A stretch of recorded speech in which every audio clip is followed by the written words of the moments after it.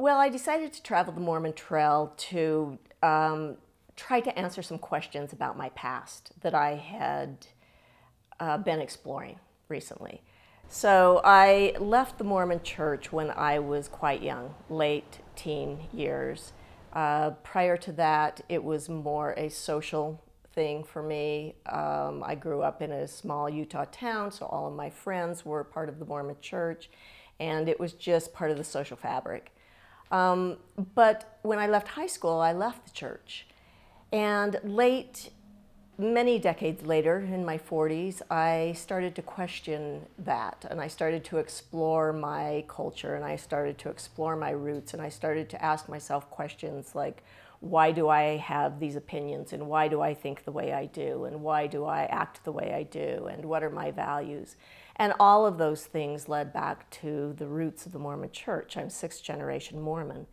So I really wanted to discover what was it I walked away from so easily. In my household, my mother, devoutly Mormon, encouraged us to go to church, but my father was the head of the household. There was no doubt about that.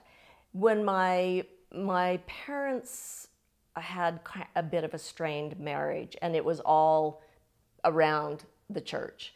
My mother loved the church. It was her whole life. After they got married in the temple, my father forbade my mother from wearing her temple garments and pulled her away from the church. And that was shocking to her. So for many years, she didn't go to church, even though she wanted to. He didn't want her to. And even though she wanted to, she didn't. And one day, she simply stood up to him and said, I'm going back to the church. And that's where she found her liberation as a woman. And that's part of what I explored in this book. I was so fascinated by that. How could she find her liberation as a woman in a patriarchal institution like the Mormon Church? And her sisters, the same thing, very strong women and independent women, and women who I was inspired by, and devoutly Mormon. That seemed incongruous to me. So that was part of what I wanted to explore on this trip on the Mormon Trail, and part of what I wanted to explore in the book. There was something about doing it on a motorcycle that just felt like it would put me closer to the trail. I don't want to say it would put me closer to my great-great-grandmother's experience of walking the trail, because they went through such hardships, and it was kind of unbelievable what they did. One of them was pregnant when she walked that trail. And so I don't want to say that my hardships were anything like that. They were not. But it's somehow, on a bike, you're somehow closer to the road, closer to the elements, closer to the feel. I had to think about things that they had to think about, weather, dangers, bugs, trail conditions, all of that. I tried to stay as close to the trail, so I was on dirt roads some of the time. I tried to stay as close to the trail as possible. There was just something about doing it on a motorcycle that felt like it would push me out of my comfort level, push me a little bit as a woman, and get me closer to understanding the kind of faith that they had to exhibit to walk that trail. I didn't go all the way back to New York. I started from Nauvoo, Illinois, and then came west. Well, Nauvoo, Illinois is where Joseph Smith, the founder of the church, was assassinated in Carthage Jail, which is just outside of Nauvoo. And they had established the church there, and then they started to have trouble, and basically they were run out of town. So that's really where the Mormon Trail starts. That's where the Exodus started. That's where they started coming west from there. I wanted to, my great-great-great-grandparents were there in Nauvoo with Joseph Smith. And then they started west on the trail with Brigham Young's party. So I wanted to follow that as closely as I could. I was able to go places where you could actually see wagon ruts in the rocks. And when I went to those places, I was alone in almost all of those places. So it was very much a spiritual trip for me to be in the places where my ancestors had gone, literally had been there. Martin's Cove was one of those places. One of my great-great-grandmothers was in the Martin Handcart Company, and her son died along the way. So Martin's Cove was one of those places that I went. So it wasn't so much hearing the stories, it was kind of feeling the places that the trip gave me. Just sitting and feeling that cool breeze and that feeling that they must have felt sitting in that same place. You know, the fear, the questioning. What I questioned a lot when I was on the trail was their faith. How did they hang on to it? How did they keep their faith faced with what they were facing? I didn't really answer that question other than to say that faith isn't necessarily something we get and hold. It might be something that we practice every single day instead. So I found myself thinking a lot about the question of faith. I did a lot of research before I left to go on the trip, and I did a lot of research after I came back to go on the trip. One thing that happened while I was on the trip is that I was kind of overwhelmed and really touched by the kindness of the people I met. And for example, I was walking around Nauvoo and stopped in one of the church buildings. It's now, they have a lot of missionaries, and the woman there said, she was giving me directions someplace, and she said, why don't you just hop in the car and I'll give you a ride down there? And people, wherever I went, were so kind to me and so helpful. And even when I got to Salt Lake and started doing the research here in Salt Lake at the Mormon Archives, they were so open, so kind, so helpful. And again, I started to ask myself, what did you leave behind when you left behind this church and these people? And they all reminded me of my mother and her sisters and my family, who are just really special people to me and really wonderful and compassionate people. So along the trail, although I never questioned my leaving the theology of the church, along the trail I constantly questioned my leaving that group of people. I was surprised to find out in my research about the women in the church. I expected, because I grew up in a church that I felt was extremely patriarchal and very oppressive for women.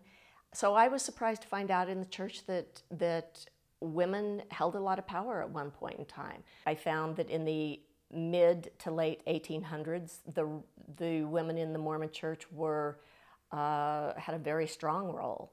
They were suffragists. They were going to medical school, getting medical degrees. They had their own businesses. They ran the Deseret silk industry. So it has a history of feminism, which surprises many people. That is no longer the case, I don't think. We are now seeing, during about 100 years after that, during the 1960s and 1970s, I think we saw all the power from the women, drained from the women in the Mormon church. And now we're seeing a resurgence of young Mormon women who are saying, we want more power in the church. We want to wear pants to church. That doesn't sound like a big deal, but it's a big deal. There's a group of Mormon women now asking for the priesthood. I don't know how successful they will be, but good for them for asking.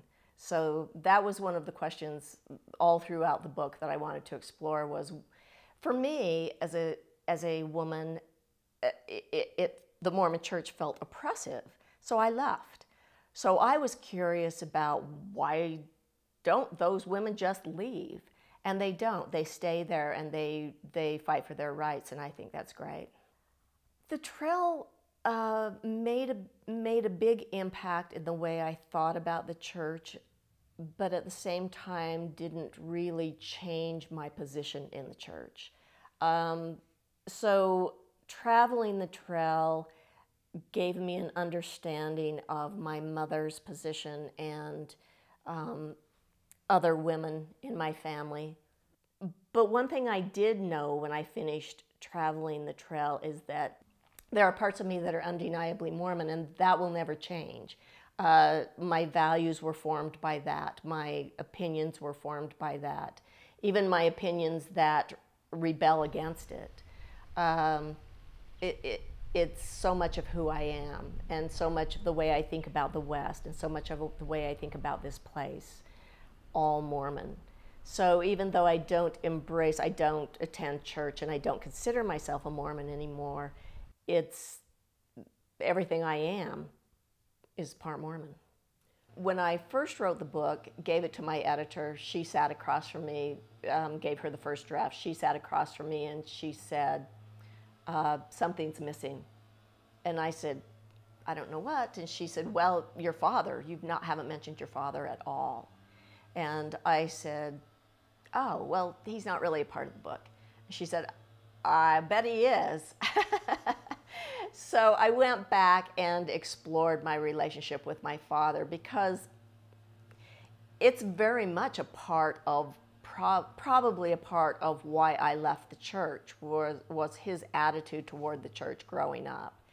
And so I started to explore the relationship with my father in the book, and that he was not happy with that. So he read the book after it came out. He didn't speak to me for 2 years after that. I let my mother read the book before the book was published. I was living in Tucson, Arizona at the time, and she came down and I gave her the book to read. I went to work. I came home, found her kind of in a puddle of tears reading the book, and she said to me, "You got it exactly right." And I was relieved to hear that, because a lot of the book is about her and her relationship with the church and her relationship with my father. And so I was nervous about her reading the book, because it exposed very much of her private life. And she said, "You got it exactly right.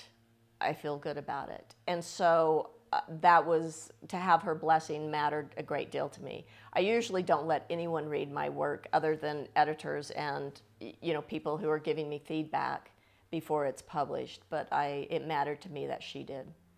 As I wrote this book, I think one of the reasons that that people pick this book up is that it's an exploration of faith, not necessarily an exploration of Mormon faith, but an exploration of faith. And what does faith mean to any of us? And what does it mean? And I'm not necessarily talking about a Christian faith in God or a Christian God.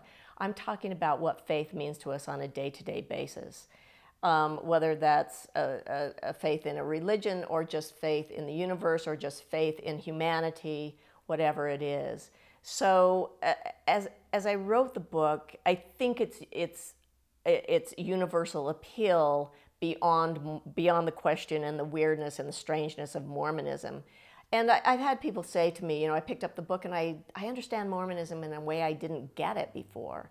But I think its universal appeal is that question of faith, and how do we live with it day to day in a world that often makes us question faith.